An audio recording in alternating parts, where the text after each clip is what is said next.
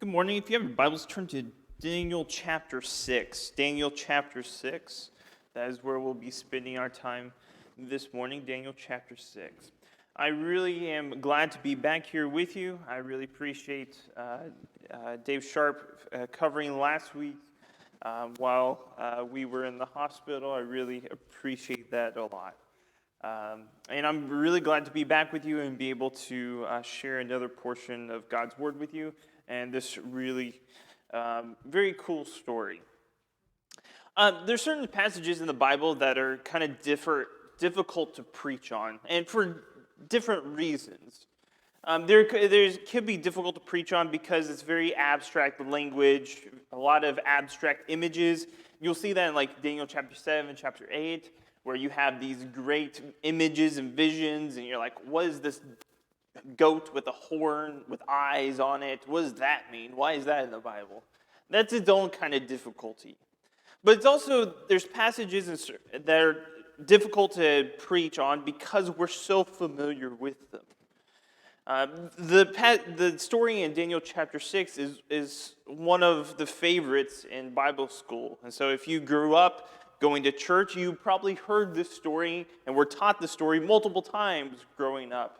And if you're from my generation, or maybe even a little older, you were taught these really familiar stories by talking vegetables on TV, on the movies and stuff. And that's another way you could familiarize yourself with these stories.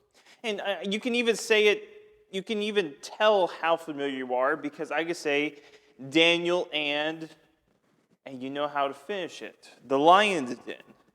But we're so familiar with it that sometimes I think it loses its bite, its meaning, its impact. And we can also have an image of the story before we, from our childhood, when we understood the text a certain way. And if we haven't done real work to really try to rediscover, look at it with fresh eyes, we can be made to really miss some of the impact. Because is this story really about the lion's den? Is that really what this story is about? The lion's den takes like 2 verses in this entire chapter. That's not exactly what this story is all about. This story is about being faithful and good representations of God while in a hostile environment. And every one of us will have that test at some point in our life. Every one of us. Even though we live in a society that is relatively very friendly to Christianity and good morals, especially if you take the whole existence of mankind, America is pretty kind to that. But even in America, and you're seeing it, I think, a little bit more and more, you will have to face that test. Will you stand up and praise God, be faithful to God in an environment that is hostile? And that may be big picture government, it may be your workplace, it may be your family. But will you do that? And what I think this story really provides us is how to respond when we are challenged. And I want to look at this story through 3 different characters. A foolish king, a faithful servant, and a mighty God. Those are the 3 big characters in this story, and we're going to look at each one of them. So let's go ahead and just kind of review the story. I don't want to read it because it would take a little bit more time. But you have this story which was read that these co-conspirators really wanted to put Daniel in the doghouse. They really wanted him to be demoted, wanted him to be killed, is what they would like most of all, because they didn't like that this Jewish guy was promoted above them. And so they go to Darius, this foolish king in our character plot. Who is Darius? Darius could be a couple of different figures. Darius could be just another name for Cyrus the Great Persian that conquered all of the Persian Empire. Or Darius could be a figurehead that Cyrus appointed over Babylon at this time. But whoever he is, he's a very mighty person. He's got a lot of authority, and he likes Daniel a lot. And this guy was tricked into enacting a law that he didn't fully think through. There was these jealous conspirators, the bureaucracy of the Persian Empire, that put the story into movement. They were jealous of Daniel and his high position, especially since he was a foreign person. And instead of moving up the ranks and doing it the right way, instead of saying, okay, I don't like that this person is in this high position, maybe I need to work like Daniel worked, and I need to be a good person in my job and do well at my job, and maybe I can someday be in that position. No, instead they want to drag Daniel down by any means possible, to the point in which they lie to the king. In the previous verses, they talk about how they got together and they went to the king. It says, all the government is in agreement that we should have this law in which no one can bow or make any kind of pledge to anyone else, no other god or person except for you, Darius. And Darius, and maybe his arrogance, or maybe he just thought this was a good idea, says, yeah, that sounds good. Why shouldn't everyone just try to make their pledges to me instead of everyone else? No one can pray to anyone else except for Darius. And it's obvious that not everyone was agreed to this. Daniel, who was one of the top 3 officials in the land, obviously wasn't let in on this. But Darius didn't want to do this, and yet he didn't fully think out what the consequences of this would be. And I think that's one of a lesson that we can take from this passage.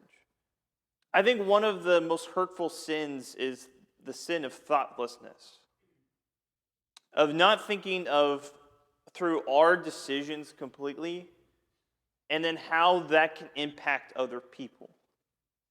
I think that is one of the most devastating sins for people, is that I was too lazy to think out my decisions and my actions, and I have unintended consequences for other people. And I think that's what makes this foolish king. And it's obvious that he doesn't want to carry out this. He likes Daniel a lot. He doesn't want him to be killed in the lion's den. But it is the same story that we've seen over and over again. I mean, haven't we not seen this story before of this king who, maybe in his own ego, his own pride, he makes a law that directly challenges Daniel's faithfulness to God? And Daniel or his friends have to make this decision. That's like the same story we've seen over and over in Daniel as we went through this book. Do you think it would have been easy for Daniel back when old Nebuchadnezzar was in power, to think, if we could just get a new king in charge of Babylon, things would change. I wouldn't have to go through all this challenging my faith. I wouldn't have to be tempted to bow down to image or eat unrighteous food. If we just had someone new in power, all this would be made better. And then we have a story with Belshazzar, his king. And he's no better.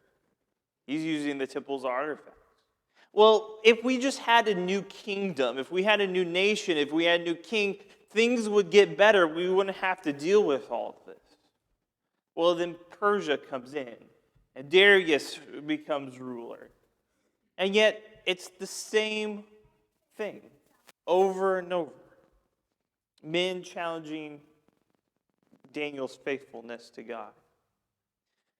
Never fall for the if-only heresy. If only we had someone new in charge, if only we won the election, if only my guy was the president, then things would be better. Because really what's behind that is a reliance on man. If my guy, my man was in charge, he would make everything right. And we see that's never the case. That is never, ever the case. Because man is always faulty. You can never rely on man. Because they will constantly give into their own desires and they just will disappoint you. And that's why Daniel never puts his faith in any of these kings or princesses or lawyers or whoever they are. He always only puts his faith in God. And even though Darius likes Daniel a lot, it's obvious he doesn't want to carry out these consequences of this law to Daniel and throw him in the lion's den, and yet he can do nothing about it. Or better yet, he won't do nothing about it. I think this is a theme in the Bible of men in power who won't do the right thing to save someone they know is innocent because they might lose face. I think Potiphar is an example of that.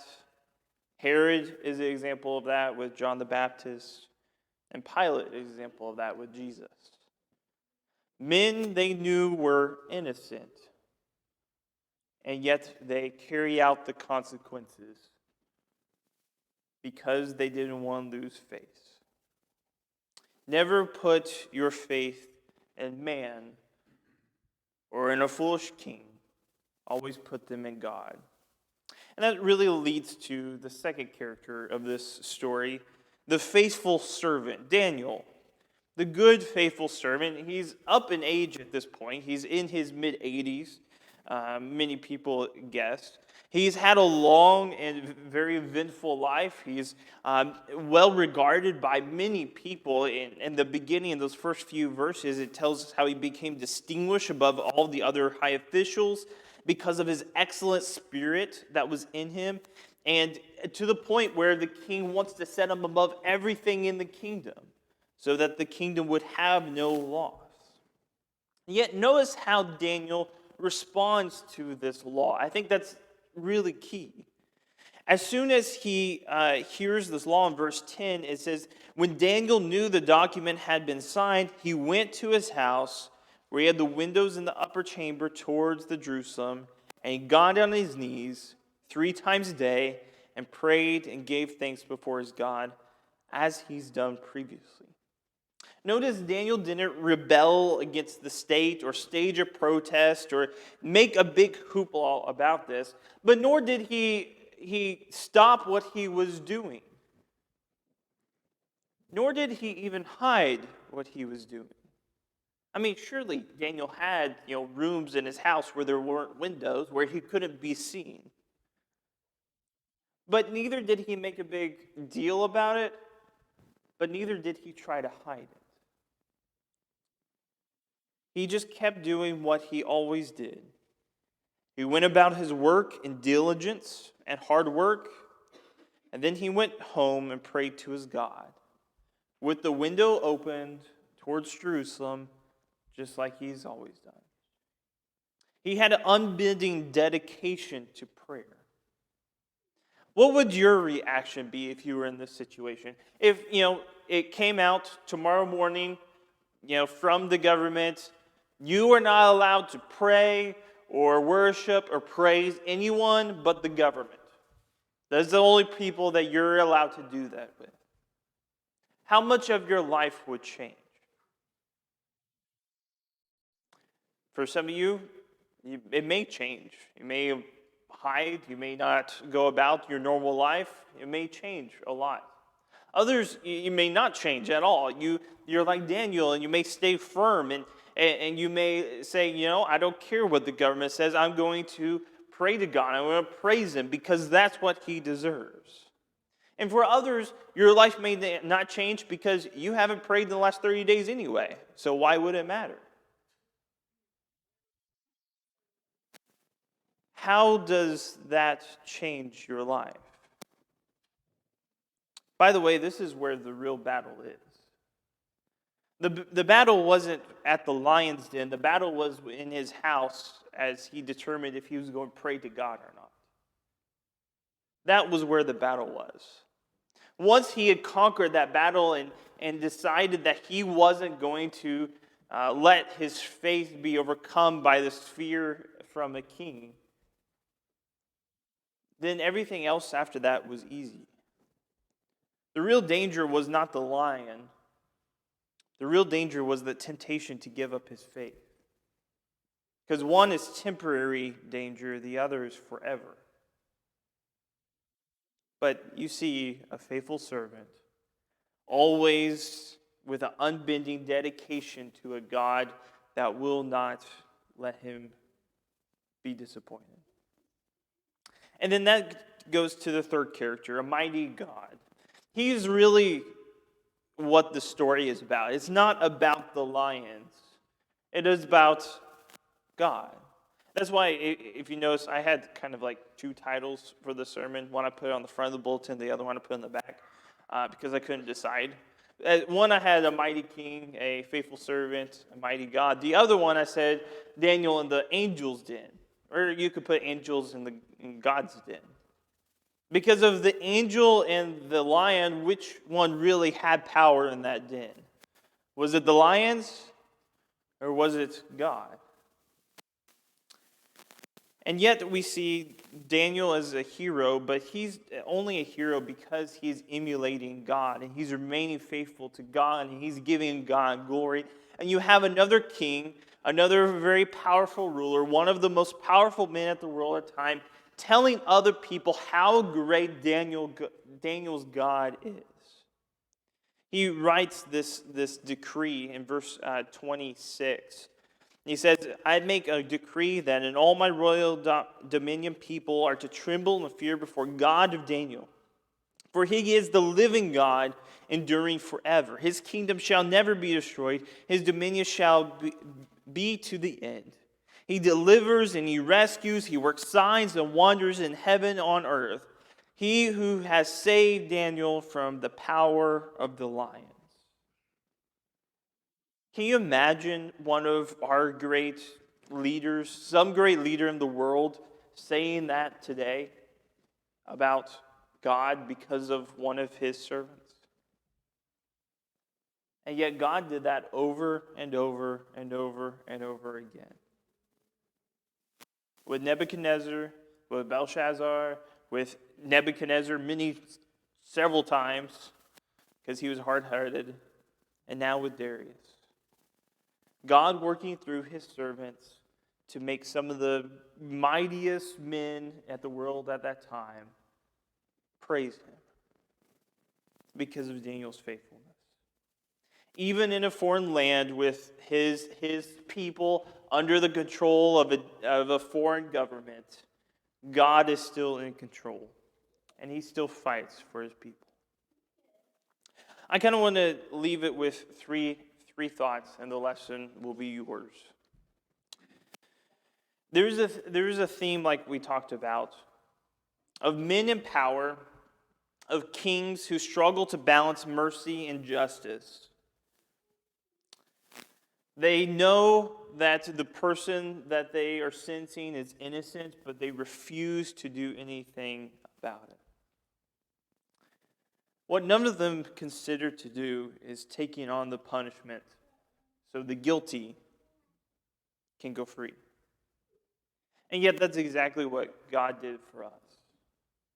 See, God is the ultimate king. Where this is the foolish king, God's the faithful king.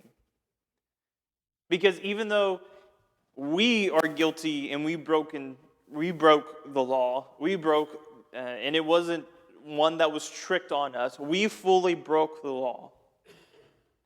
But God doesn't want to punish us either.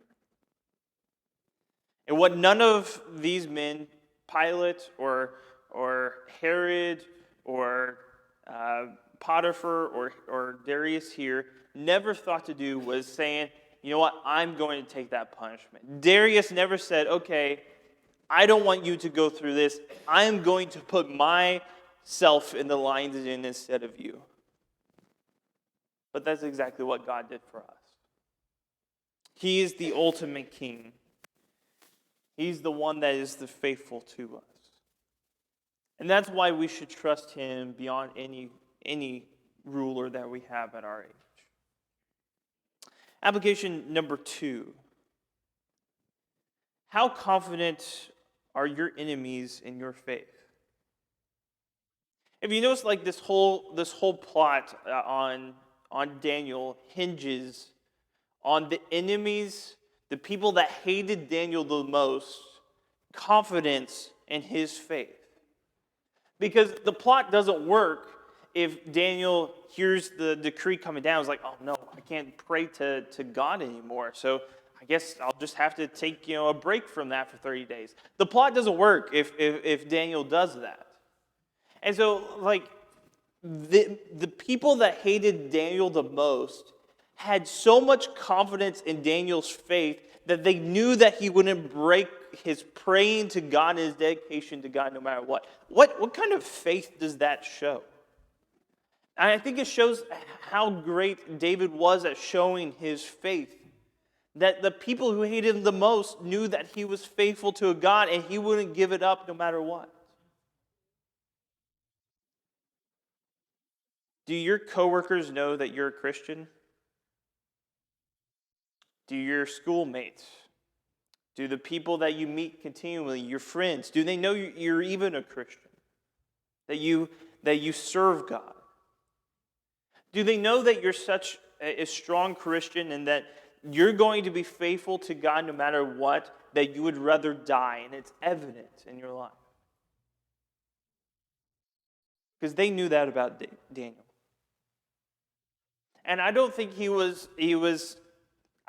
Daniel doesn't strike me in these past 6 chapters that we study about him as the kind that was just preaching on the side of the road and just annoying people about it. He was someone that just lived his life the best that he could. He worked hard, he dedicated himself, he tried to be a faithful servant to the king, but he was unyielding and not going to let anything become between him and God. And constantly when people talked to him or tried to give him praise, you know who he kept giving praise to? It was God. It's not me. I'm not revealing your dream. It's God. I'm not the one doing this. It's God. And he constantly pointed to God, who is the source of every blessing. Do we do that in our lives? Do we constantly point people to God? And do people know that we are so dedicated to God that no matter what, we're not going to give him up? Because that makes an impact on people. That makes a grand impact on people. And then finally, in this story, Daniel becomes such a clear foreshadowing of Jesus. This is very easy to miss unless you're beat over the head with it by someone teaching it to you, like happened to me. But you have a righteous person considered, conspired against by jealous bureaucrats to follow no king but Caesar, or no king but Darius.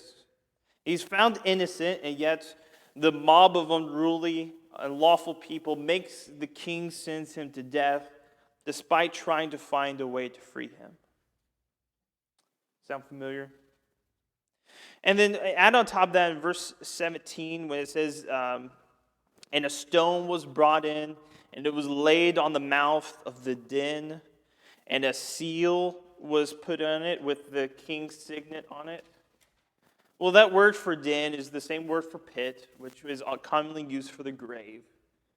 And then just like the stone was rolled over Jesus' tomb, the stone is rolled over here, and a signet ring of the king seals it. And this is also a 3-day story. And this is not as obvious, it's not be over your head as some other stories in the Bible, but there's 3 days here. Day 1, the law is signed and Daniel prays. Day 2, the king hears about it and tries to find a loophole, and Daniel is thrown into lion's den. And then the morning of day 3, people run to the entrance of the tomb, and instead of finding death as expected, they find life. Daniel, in probably one of his last acts of his life, and one of the hardest times that he had, he showed Jesus a very clear foreshadowing of what Jesus would go through. The thing is like in your life, no matter how good our society becomes, no matter how Christian, quote unquote, our government is, no matter how moral your workplace is, no matter how good your friends are, you will come to a point in your life where you'll have to pass the test. And it may be, and it faced you in a very big way, kind of like Daniel did, where it's like very obvious. Or it may be a small way of saying, well, you just got to give up a little piece of your morality, a little piece of your dedication to God. But it will come where you'll be put in the position, do I care about X, Y, Z, or God? Do I care about my life or God? Do I care about my job or God? Am I going to be faithful to my family members or God? And every one of us will multiple times come to face that. And probably many of you have already have. And the question is, what are you going to do? Are you going to remain faithful to Him who is always faithful to you? Or are you going to give in? And you will always face a test, but don't shrink from it. Don't be afraid of it. Because I think it's in those times in which you're tested the most, you get the chance to show Jesus the most in your life. And be the most like Jesus in your life. Just like Daniel was. This decision is not whenever that persecution comes or that decision comes. That decision starts being made now. Daniel didn't start praying when the decree came out. He had always had the habit of praying even before then. He had built his faith to the point where he would easily pass the test because he had those habits in place. Do you have those habits in your life? Where you're dedicated to God, you're with Him, you have a good relationship, you're spending time in prayer, you're spending time in the Word, so when that test comes, it's no question at all. Because you'll be past it with flying colors. If we can help you at all, if we can do anything for you, we would love to help you in your spirituality. We would love to help you get to know God more. If we can help you at all, come forward as we stand, as we sing.